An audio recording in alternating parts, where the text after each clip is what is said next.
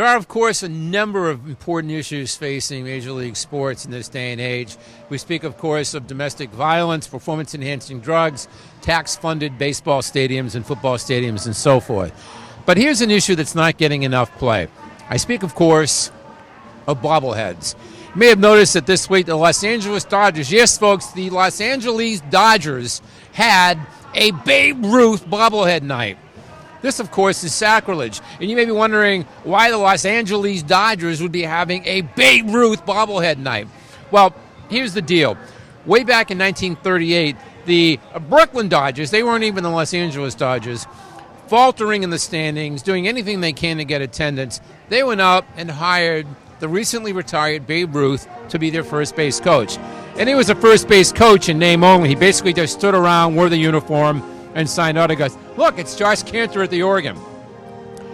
So the Brooklyn Dodgers had Babe Ruth as a coach in 1938, and now many, many years later, the Los Angeles Dodgers have a Babe Ruth bobblehead night. I challenge the Los Angeles Dodgers to back that up with anything other than a cheap, tawdry play for attention, which, of course, is what we're giving them right now. But think about it in these terms, Red Sox fans.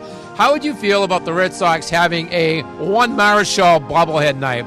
The Hall of Fame pitcher with the Giants played a little bit with the Red Sox in the early 1970s. Or maybe a Tom Seaver bobblehead night. Seaver finished out his career with the Red Sox in 1986.